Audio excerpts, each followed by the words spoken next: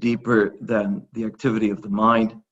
There's a very deep place inside us where feelings of various sorts constantly flow. And those feelings have various flavors, as it were. Sometimes there are positive feelings, happy feelings, joyful feelings, serious feelings. Other times, different feelings that flow inside us that are difficult, that are challenging, that are even frightening, that are painful, that are disconcerting, that are just beyond our capacity to truly understand. This tender, deep place inside where the feelings flow has a name deeper than the manas. It's called the Hiridi, the heart. It's not the deepest heart of the Absolute, but it is that place where these movements of emotion register deep inside us.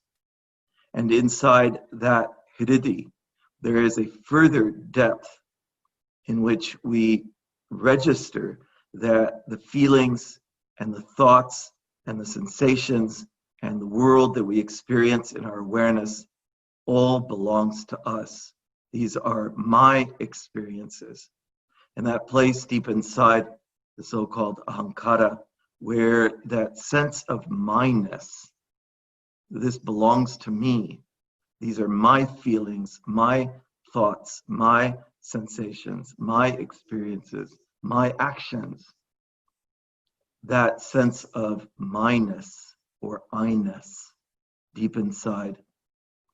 And at the core of that sense of myness, M-Y-N-E-S-S, there is Amrita. There is something nectarian. There is a sweetness to that. That is this nectar of life.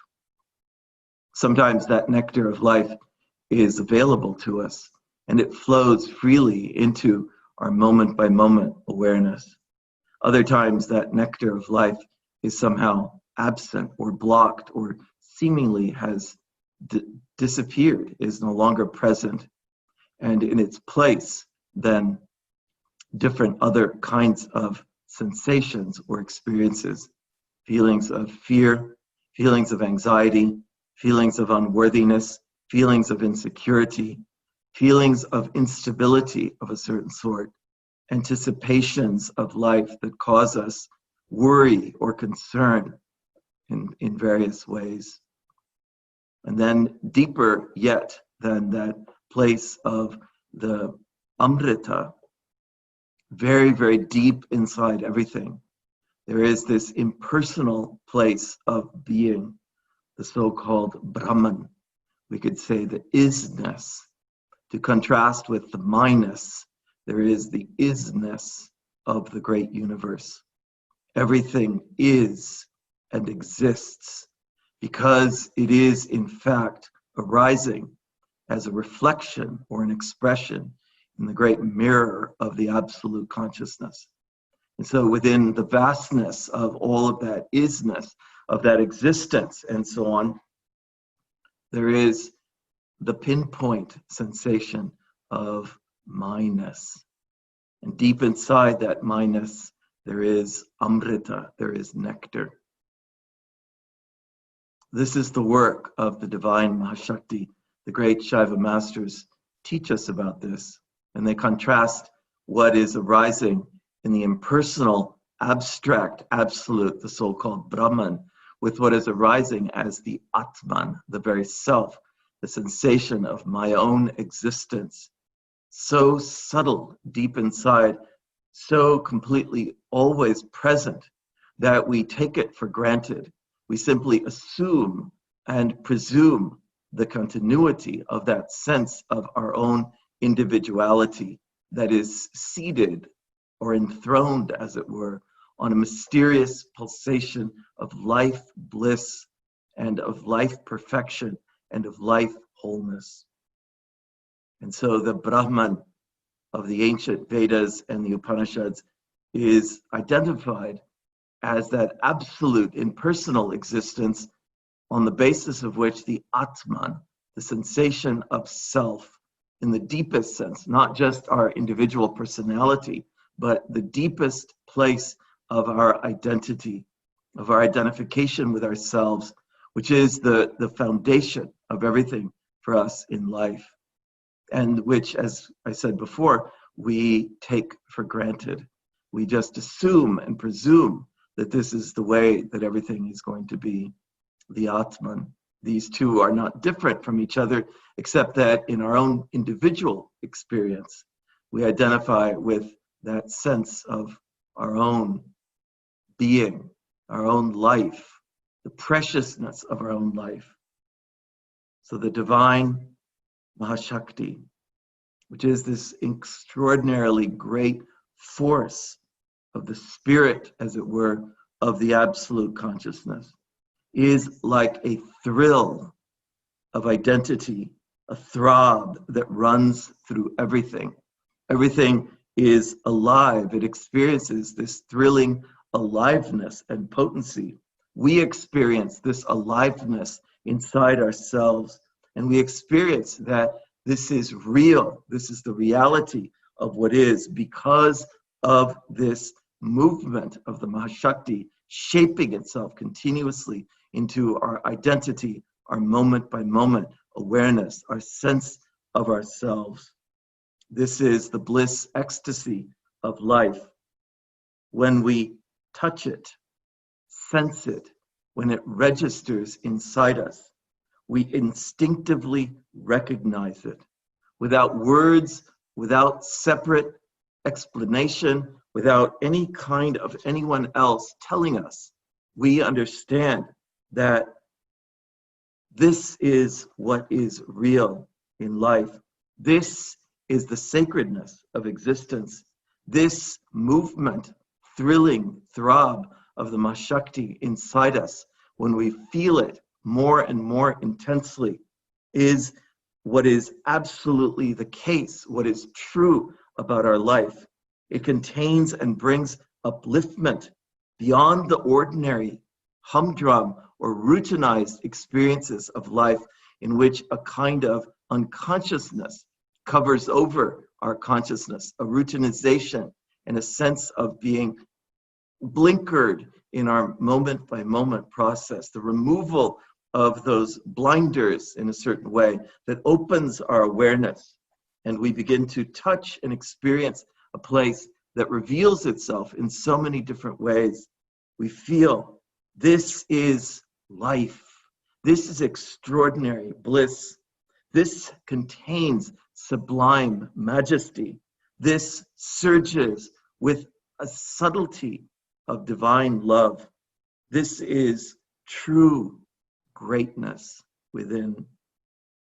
When it moves through us, then we feel perhaps bliss tears surging in our eyes, and we recognize this place, and it has a feeling of familiarity, of home even, of a place that we have forgotten or that we have traveled away from or that we have neglected, whether we feel it as home or we feel it or experience it as a mysterious, sacred place, a kind of temple of reality inside us.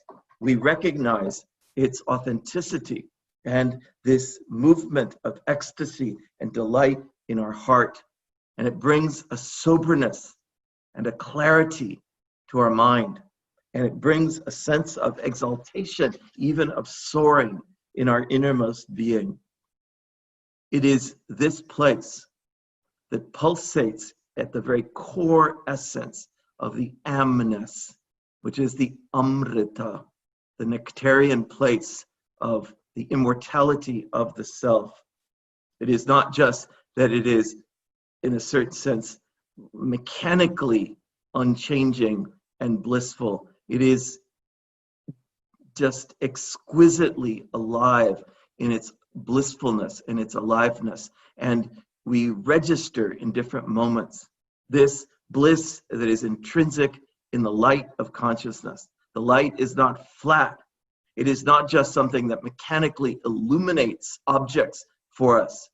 It contains within it this hidden and concealed, burgeoning sense of perfection, of wonder, of joy, of mysterious and mystical registering that again, we register, we sense it, we receive it without having to have anybody compel us to accept it. It is its own compelling revelation of the interior core of our own life. And it is precious for us. This mystery, this mystical mystery at the center of our being is the true wholeness of our existence. It is what connects us with the vastness of everything. Deep inside, the oceanic wave is one with the vastness of the unbounded ocean of consciousness. And this place of the Amrita inside ourselves is where that connection, as it were, is perpetually happening. This is it, we say. Whatever it is, we recognize that we have been instinctively longing for this, that the fullness that upsurges and flows inside us in the tender streams of this nectarian flow of consciousness are satiating and nourishing and healing and consoling and also expanding and vivifying and potently rejuvenating and fulfilling a sense of lack, a sense of not having what is needed for us in life, and of washing away the feeling of incompleteness, of inadequacy, of unworthiness, of imperfection, and replacing it gradually, not with some egomaniacal sense of our own greatness, but rather with this silent yet vibrating wholeness of life that is so natural, it is so intimate to our being, it is so profound in its sense of authenticity that it radically, from the base of our life, transforms our interaction with ourselves, with others, with the entire world. And we recognize this begins to grow, it begins to expand, it begins to root itself, it begins to further reveal itself inside us. And this is what we are doing with our practice of Neelakantha meditation. This is what sadhana, in the most profound sense, is all about.